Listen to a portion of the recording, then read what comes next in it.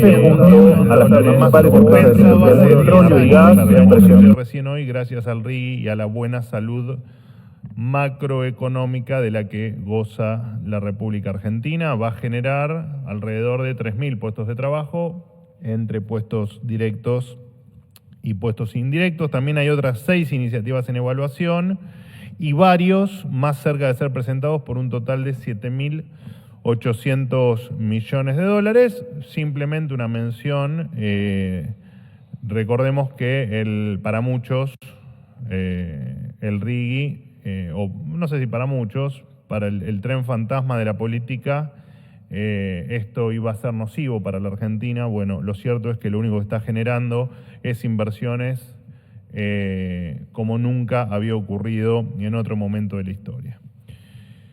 En otro orden de cosas, les quiero contar también que, los asesinatos de mujeres se redujeron en más de un 10% durante este año. Esto, por supuesto, es producto en parte del gran trabajo de la ministra Patricia Bullrich y del ministro Cunio Libarona. Y, por supuesto, detrás de esto está la tolerancia cero con los violentos que matan, en este caso, mujeres. Hace un año atrás funcionaba el, por suerte, extinto Ministerio de la Mujer, cuyo presupuesto actualizado a hoy serían unos aproximadamente 300.000 millones de pesos, unos 300 millones de dólares, redondeando números.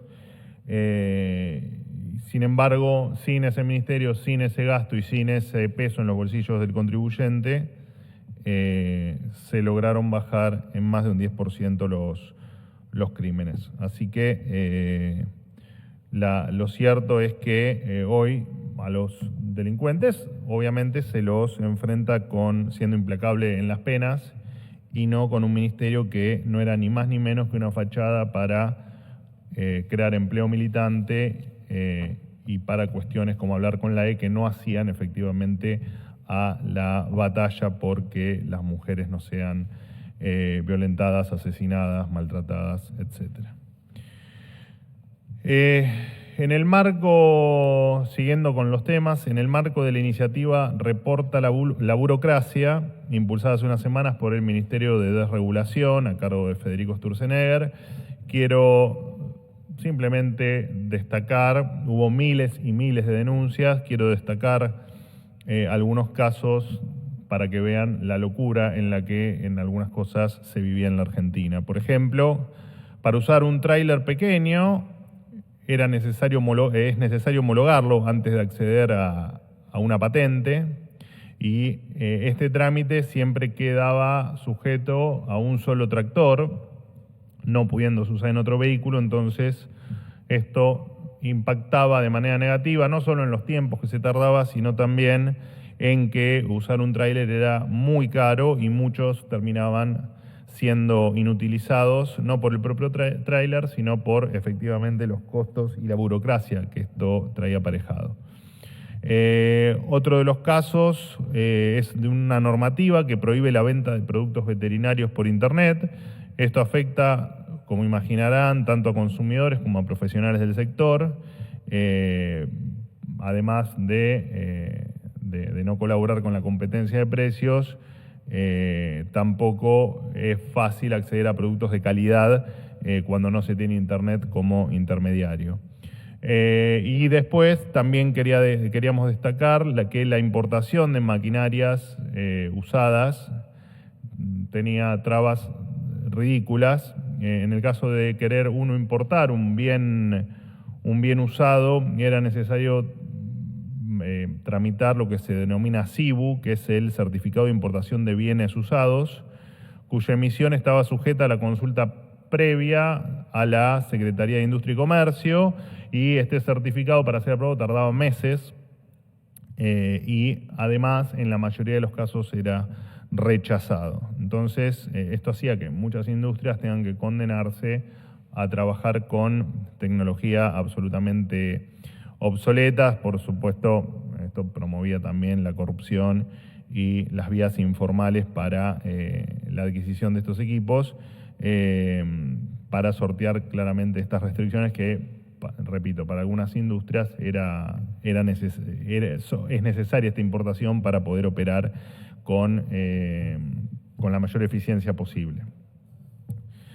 Bueno, por último, y ya con esto termino, aprovechar para agradecerles a todos los que ven esta conferencia, sea por YouTube, por Twitch o por incluso cuando la van viendo durante el día, cuando van haciendo las repeticiones en los diferentes medios, y acompañarnos a todos ustedes que están ahí del otro lado, a toda la gente, a todos los argentinos por acompañarnos en este primer año de gobierno. Obviamente esto entiendo que va a ser hoy la última conferencia del año, ya quedan 2 días hábiles, así que entiendo que esta va a ser la última. En este tiempo, en este año, obviamente que Argentina cambió y mucho. En diciembre, bueno, de hecho hemos hecho un compilado con las preguntas que ustedes mismos me hacían hace un año y donde se repetían las preguntas sobre estallido social, crisis económica, etcétera, y en un año que claramente la inflación había cerrado en el 211% anual. Bueno, hoy ustedes mismos, por sus propias preguntas, se darán cuenta que Argentina efectivamente cambió.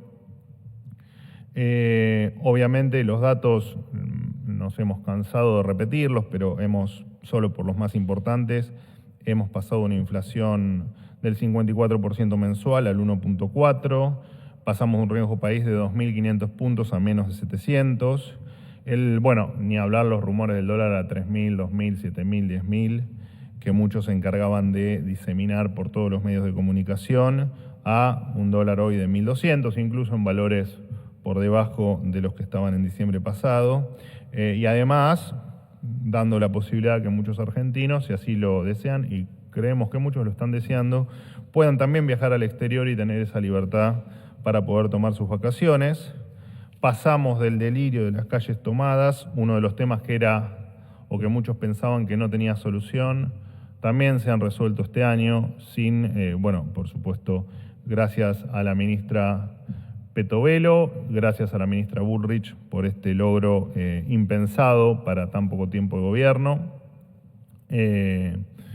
Volvimos a tener crédito hipotecario, la gente pudo, o parte de la gente pudo volver a tener a cumplir el sueño de la casa propia. Hoy vivimos con certeza en precios, cosa que hace un año no pasaba. A los delincuentes se los detiene, y se cuidan además los recursos del contribuyente. Vivimos en un país donde ser piquetero ya no es más un trabajo y ser delincuente ya no te da derecho absolutamente a nada. Vivimos en un país donde la pobreza empieza a ser una cuestión transitoria y no una realidad permanente, donde el mérito, trabajo e inversión ya no son un insulto, sino que son, y que entendimos todos que es el camino hacia una vida mejor. Así que quiero agradecerle a todos los argentinos por haber puesto el cuerpo, por haber confiado desde un primer momento, a pesar de haber tenido un año por momentos difícil, y también a cada uno de los periodistas de la sala, con quienes compartimos las conferencias y mantuvimos, creo yo, un diálogo fluido durante todo el año y con el mayor de los respetos, tal vez algunos días con mayor rispidez que otros, pero siempre con respeto y con lo que cada uno vino a hacer. Nosotros a contar lo que hacemos, o yo en este caso a contar lo que hacemos, y ustedes a informarlo como corresponde, y es lo que debe seguir pasando. Por supuesto, con mucho trabajo por hacer, muchísimo trabajo por hacer, pero este gobierno tiene la certeza y la clara convicción de que lo que estamos haciendo es el camino correcto para hacer grande a la Argentina otra vez. Con quien no me vea y para los que están del otro lado, que tengan todos un excelente cierre 2024 y un gran 2025 por delante. He dicho todo. Buen día, Pablo Gagliano de Radio Continental. Hola Pablo, ¿cómo estás? Muy bien. La primera pregunta es sobre el caso del gendarme Nahuel Gallo. Quería saber cómo sigue el caso, si el gobierno evalúa la hipótesis de la participación de fuerzas paramilitares venezolanas en este caso, qué noticias tienen sobre su paradero, que es un tema central. Y con respecto al tema, por otra parte, de vencimiento de 50.000 contratos estatales el 31, de ese número, de todo ese universo, ¿cuáles van a mantener su empleo, quiénes no, y cuáles son las áreas en las cuales el gobierno está haciendo foco para limpiar? No, a ver, esto lo vengo repitiendo cada 3 meses, que es cuando se dan las bajas. Los contratos venían siendo desde un principio de año trimestrales. Ya toda la metodología ustedes la conocían, había un universo de, ahora no recuerdo bien, pero creo de 75.000 contratos originales que estaban en permanente revisión, siempre por supuesto redondeando los números, y estos 50.000, como siempre los datos los tendremos algunas semanas después de haber cerrado el año, porque cada uno de estos contratos dependerá de la autoridad superior de cada contrato para saber si este contrato se renueva, o sea, continúa con un nuevo contrato o sea de baja. Así que sí, lamentablemente es cierto que en algunos medios han publicado que se daban de baja 50.000 contratos. Esto lo desmiento cada vez que ocurre el trimestre donde se dan de baja contratos. Esto no es así. Digamos, o en tal caso, si es así, es porque todos los ministros y todos los secretarios quieren dar de baja a todos los contratados, cosa que entiendo no va a ocurrir, al menos no es mi caso en lo particular de mi secretaría, así que los datos certeros los voy a tener luego entiendo, en la primera parte del mes de enero, pero será después del 10 de enero, supongo. Que es cuando las diferentes áreas pasan al reporte final. Con respecto a el gendarme detenido, bueno, obviamente la situación es extremadamente compleja, ya lo he dicho cada vez que me lo preguntan. Cuando podamos brindar información o cuando esa información, en tal caso, no comprometa la seguridad o la vida del señor Gallo, bueno, efectivamente la daremos. Por ahora no tenemos nada para decir, de hecho no nos hemos pronunciado todavía en virtud de ninguna novedad que haya ocurrido, más allá de este tema con la documentación, bueno, algún tema que ustedes mismos han publicado en los diferentes medios. ¿Qué tal? Buenos días. Hola, Fabián. Manuel. Bien. Fabián Walman para FM La Patria. Te quería hacer un par de consultas. La primera tiene que ver con una cuestión que el gobierno plantea como clara, y es la libertad de acuerdo entre empresarios y trabajadores. Es una de las consignas que has hecho en las conferencias de prensa a lo largo de este año. En ese sentido, bueno, el gobierno intervino en la paritaria entre los camioneros y los empresarios cuando ya habían acordado una suma, y decidió que debería haber, como no fue homologada, decidió intervenir, lo que motivó, digamos, de alguna manera, la reacción de justamente este sindicato. Y en ese mismo sentido, cómo se lee esta intervención, al igual que la resolución de hoy, en la cual el gobierno laudó entre empresarios y trabajadores en la mesa del Consejo del Salario Mínimo Vital y Móvil. Los empresarios, para que quede claro, planteaban una cifra cercana a los 280.000 pesos.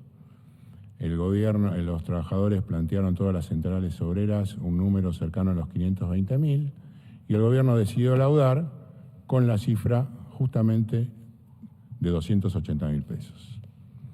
Y de otro tema, eso por un lado de los trabajadores, por otro lado del gobierno, te quería consultar si la incorporación de Diego Kravetz a la CIDE va a ser objetada desde el gobierno, luego de conocerse el video en el que el exfuncionario del PRO abofetea a un adolescente luego de ser detenido, imágenes que se viralizaron hace unos días, y si en este mismo sentido va a sostener, a pesar de estar haber fuertes indicios por parte de un consorcio de periodistas internacionales, la riqueza no declarada, repito, según esta investigación de Cristian Ritondo. Gracias. A ver, Reformulame, por favor, la pregunta sobre el salario mínimo, que no... De Reformulame nuevo la voy. pregunta. El gobierno alienta los acuerdos entre empresarios y trabajadores Sí, no, pero libremente. eso fue por lo de camioneros. Me refiero a la segunda pregunta que hiciste.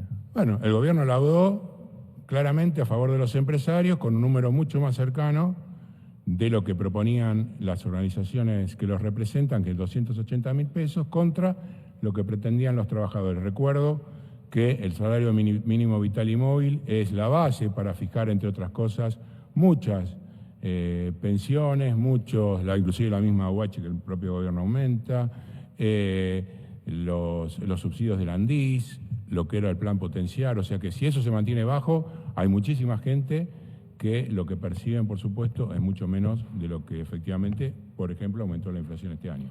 Bueno, vamos por... Entonces, perfecto. No te había entendido la pregunta. Con respecto a la primera pregunta y respecto a la paritaria de camioneros, más allá de que obviamente no tengo el detalle fino, pero el gobierno siempre promovió las paritarias libres, lo va a seguir haciendo, pero incluso hubo otras paritarias donde el gobierno no homologó, ahora realmente, pero alguna incluso que hemos charlado, no sé si incluso con vos en alguna conferencia, el gobierno lo que hace es simplemente homologar la legalidad del acto. Digamos, no es que no interviene, digamos, siempre interviene dando efectivamente la homologación de ese acuerdo. Por lo tanto, es falso, pero eso no implica que no haya paritarias libres, sino simplemente que el gobierno, en tal caso, por alguna cuestión de forma o por alguna cuestión legal, no homologa ese acuerdo. No tengo los detalles, pero no es encantado te los busco. No es falso, los empresarios acordaron con los trabajadores y el gobierno decidió no homologarlo. Por eso, no es falso. pero cuando no homologa es porque hay un defecto de forma o porque hay un defecto que va en contra de la ley. Como en este caso, desconozco cuál es, te lo voy a averiguar. De todas maneras, entiendo que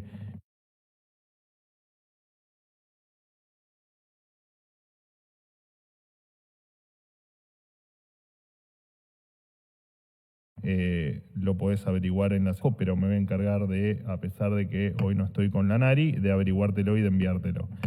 Con respecto al salario mínimo, lo mismo, herramientas como para imponer el salario mínimo que crea acorde. Déjame simplemente recordarte,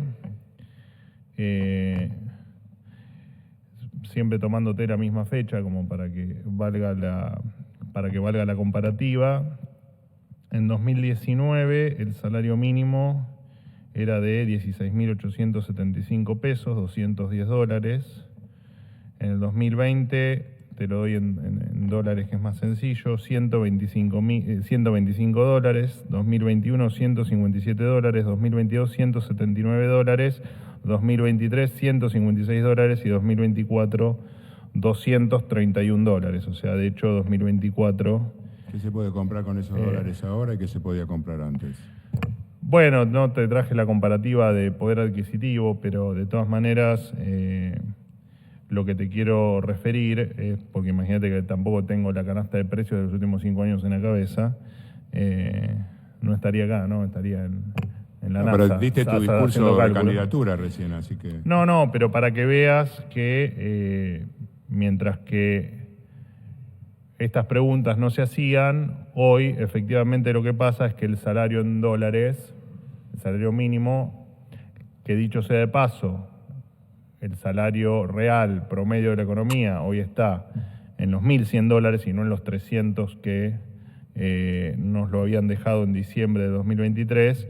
Y efectivamente lo que te muestra es que no solo que somos razonables cuando no se ponen de acuerdo y cuando nos toca laudar, sino que además esto mejora en dólares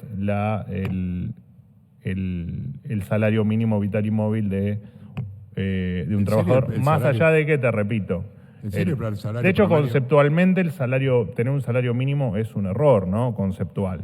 Que esto ya lo he explicado en conferencia en bastantes oportunidades, porque de hecho si hay personas que están dispuestas a trabajar por menos de ese salario, el esquema no te permite contratarlo, ¿no? Porque efectivamente no le podrías pagar menos de este salario mínimo vital y móvil. O sea que obviamente que esperemos que cuando Argentina sea completamente normal, conceptualmente el salario mínimo deje de existir. ¿En serio sostienen que el salario promedio, no sé quién gana $1.100 de los compañeros que está acá?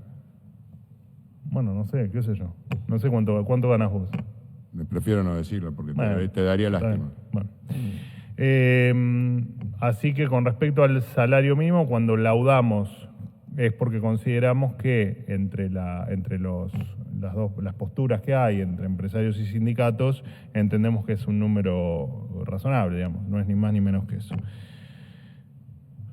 Con respecto a la incorporación de Kravets, con las imágenes que se conocieron y la defensa de Ritondo frente a una denuncia que el gobierno ya ha desestimado de plano, digamos. No hay ninguna posibilidad de aceptar una investigación, de decir que efectivamente... Pero nosotros no nos, en ambos casos, nosotros no nos metemos en procesos judiciales ni en lo que quiere investigar la justicia.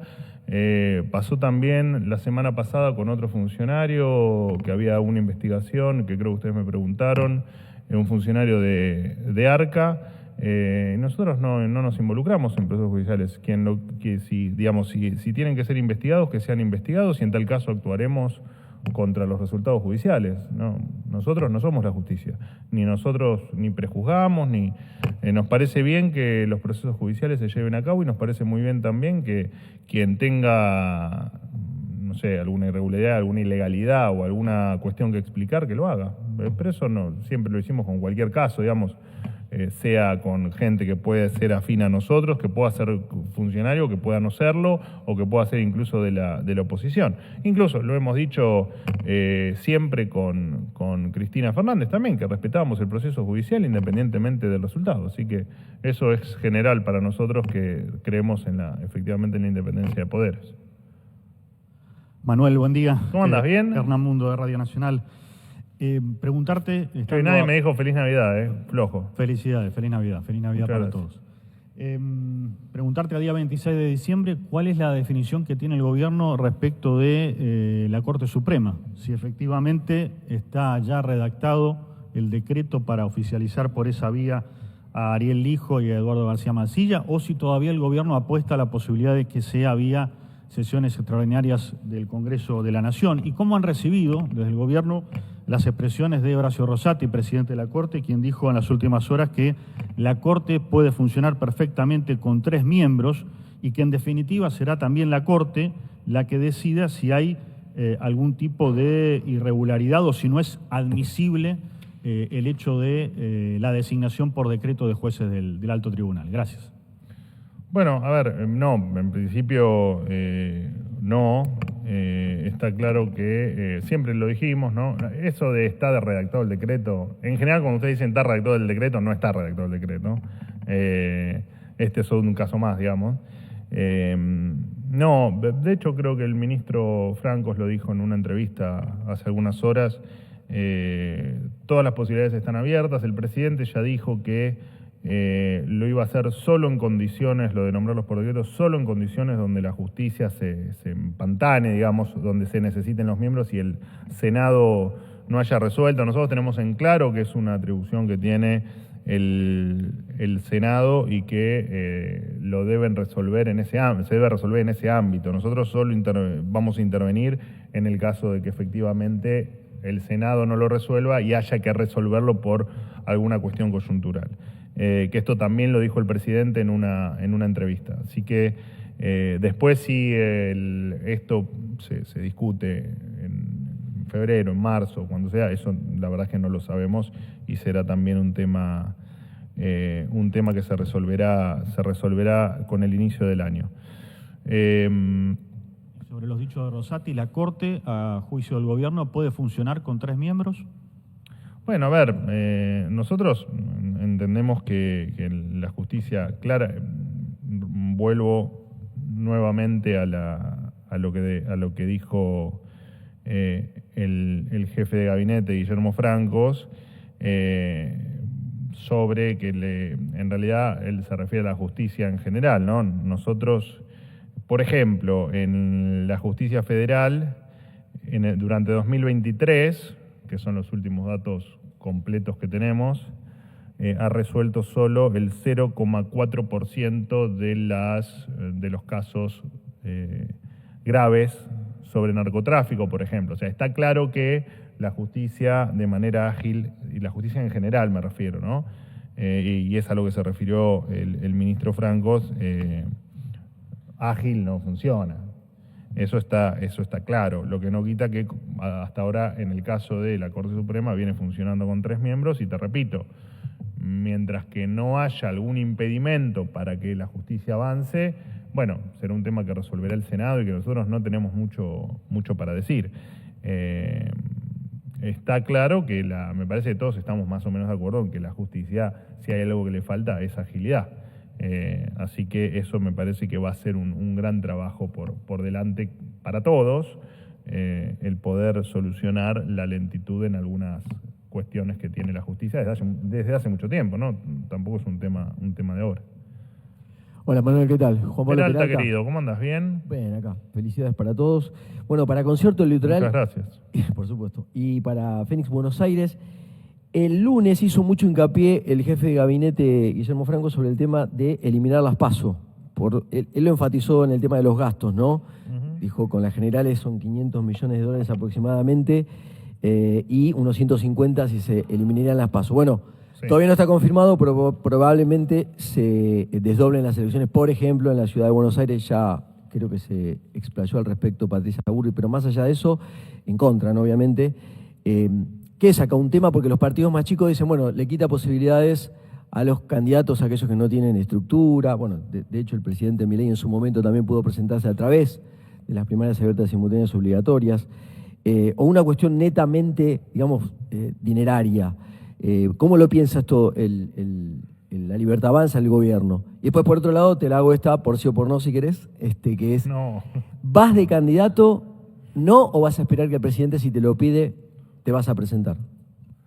Tan insistentes, ¿qué les pasa con mi posible candidatura? Sí, es cierto, ahí te entiendo. Esperá que ya me olvidé lo que me preguntaste. El tema de el tema de las PASO es un tema. Por supuesto que hay un tema de fondos, hacerle gastar a la Argentina, a los argentinos, 150 millones, o sea, porque vos dijiste 500 millones de dólares, en realidad eso es todo el proceso electoral. Se calcula que las PASO tienen un costo aproximado, si se hiciesen hoy, de unos 150 millones de dólares, o sea, a número redondo, 150.000 millones de pesos. Es la verdad que nos resulta absolutamente innecesario. Y después tiene una cuestión de que además del gasto son cuestiones que deben resolver los propios partidos. Digamos, no hay razón para que la PASO, creemos en esto, en un nivel de 150 millones de dólares, tengan que utilizarse porque los propios partidos no pueden resolver sus internas y no pueden dirimir sus candidaturas. Así que nos parece un absoluto delirio. Después veremos si esto se trata en extraordinarias o no. Eso será un tema que también está por definirse. Y porque además, te repito, y además es, más allá de lo económico, es una molestia tener que a la gente hacerle invertir parte de un domingo adicional en, aparte de aguantarse todas las cuestiones de los candidatos, las cuestiones de propaganda política y todo, el que parece que vivís todo el año inmerso en una contienda electoral. Bueno, nos parece que es absolutamente innecesario, pero claramente el tema de fondos es un tema muy importante para tan poco valor que aporta la PASO. Y con respecto al por sí o por no, me hiciste una pregunta que no se puede responder por sí o por no. Así que, ¿qué querés que te responda? Si el presidente te lo pidiera, ¿aceptarías? Sí, claro. Si el presidente me lo pide, por supuesto. Lo mismo que el presidente me pida irme a mi casa o que me pida hacer, no importa, lo que sea. Nosotros estamos acá, todos, y el que no está, para empujar la agenda del presidente. Y si la agenda del presidente me pone a mí en un lugar, sea el de candidato, sea estando en mi casa o sea donde estoy, así será. De todas maneras, no suelo hacerlo, pero la pregunta debió haber sido qué te gustaría a vos. Pero bueno, ya está, no te voy a dar la posibilidad. Última pregunta. Buen día, Manuel. ¿Cómo estás? Muchas bien. felicidades. Muchas gracias. Y bueno, la pregunta, Alberto Lampugano, Ecomedios AM 1220 y sus repetidoras. Visto la denuncia efectuada por la legisladora, más que nada diputada nacional de La Libertad Avanza, Pagano, en contra de las autoridades del municipio de la Ciudad de Buenos Aires con respecto al incidente de estos dos diplomáticos rusos en el día de ayer aquí en la Ciudad de Buenos Aires. El gobierno nacional, quizás a través de la Cancillería, ¿actuaría o intermediaría en este conflicto antes de que llegue a alguna instancia superior a nivel internacional? No, a ver, nosotros entendemos que eso no es un escenario posible. El que esto fue simplemente entendemos que fue simplemente el dirimir si esto tenía inmunidad diplomática o no, o cuál era la situación en la que se lo había detenido, pero no más que eso. Simplemente te aprovecho para contarte que el Ministerio de Seguridad junto a Cancillería enviaron al Departamento de Seguridad Diplomática de la Policía Federal Argentina el caso para que se haga cargo de la situación y dar cumplimiento, que es que fue el tema de debate, la Convención de Viena y las leyes que rigen las relaciones diplomáticas. Se los escoltó a la embajada y esto no es ni más ni menos que una actuación que debe seguir su curso por los canales federales correspondientes, pero casi te diría que es un tema estrictamente administrativo, así que no vemos ninguna chance de que esto tenga mayor implicancia que la que todos vimos desde el día de ayer con la detención del auto y la posterior y cómo se los escoltó posteriormente a la embajada, ¿no? Nada más que eso se resolverá, repito, por los canales que habitualmente se resuelven cuando ocurren este tipo de episodios, nada más. ¿Qué te pasa? No me lo digas así. Porque me haces decirte que sí, o sea, ¿me entendés? Es trampa eso. Puedes decir que no, pasa que tenés el sí fácil. No te creas. Dime. 3 preguntas muy breves. No, pero son muy breves. Uno, te doy el dedo y me tomás la cabeza. Una pavada lo que tengo para preguntar. Uf, a ver. Pedirte 2 repreguntas en realidad, porque una no me quedó muy clara. Acabas de decir que no está escrito el decreto sobre la designación de los jueces de la Corte. ¿Eso significa que no va a haber decreto entonces? Primer tema. Segundo tema, una aclaración respecto de lo que te preguntaba Fabián por las paritarias libres. Hay una aclaración, una corrección también de lo que decía Fabián. No hubo acuerdo, no llegó a haber acuerdo porque el gobierno intervino antes, ni siquiera evitando la homologación. Advirtió antes a los empresarios que no iba a permitir un acuerdo que superara la pauta de inflación. O sea, ni siquiera está en su derecho de homologar o no el acuerdo, intervino antes, o sea, no hay paritarias libres. Lo dijo claramente el secretario de Trabajo Cordero. Y la tercera, anunciaste hace un tiempo, no recuerdo cuánto, pero fue relativamente poco, que se le quitaba la jubilación de privilegio a la ex presidenta, vicepresidenta. ¿Se hizo efectivo eso o no? Bueno, empiezo por el final. Efectivamente, el día que yo lo anuncié fue el día que... Está bien, ya estamos en el final de año, se permite. Falta Gallardo acá rompiendo todo, empujando todo, cayéndose. El mismo día que yo lo anuncio se firma la resolución con la baja de la asignación por privilegio, no de la jubilación, ya lo dije, lo expliqué incluso en esa conferencia. Luego entiendo que el proceso fue judicializado. Desconozco la actualización judicial que tuvo el caso, no te lo podría... entiendo que hasta el fin de diciembre, que es donde se vuelve a procesar el lote, no sabría decirte porque no tengo la actualización judicial. Te lo podría averiguar en ANSES, pero supongo que vas a tener más suerte vos que yo averiguando eso. Con respecto a la homologación o no, yo simplemente le explicaba a Fabián, que se me fue, el proceso de que efectivamente el gobierno pregona por las paritarias libres y que cuando se rechaza una homologación es porque hay un error de forma o que va en contra de la ley. No omití otra opinión, dije simplemente eso. ¿La tercera? Sí, claro. Bueno, está bien, para nosotros las paritarias siempre van a ser libres o van a tender a ser libres, pero lo dije hace un año también, digamos, o sea, y también me hacían el mismo cuestionamiento, que el gobierno intervino, que dijo, que llamó. Bueno. Con respecto a... No va a haber decreto en tanto y en cuanto el presidente no considere que sea una necesidad para destrabar o para que sea imperioso para que la justicia siga funcionando. Esta fue la definición que dio el presidente, que incluso tuve que salir a aclarar porque habían transformado lo que dijo el presidente en un antes del 28 de diciembre ¿te acordás el título? Antes del 28 de diciembre voy a decretar los nombramientos. Bueno, si eso ocurre será porque el presidente considere que efectivamente deba ocurrir, porque la justicia, si no, tendría que ocurrir en un escenario donde se empantanó el proceso judicial o que se empantanó el funcionamiento de la justicia. Repito, lo dijo el jefe de gabinete de ministros. Efectivamente, la justicia requiere que todos hagamos algo para que se agilice y para que funcione mejor.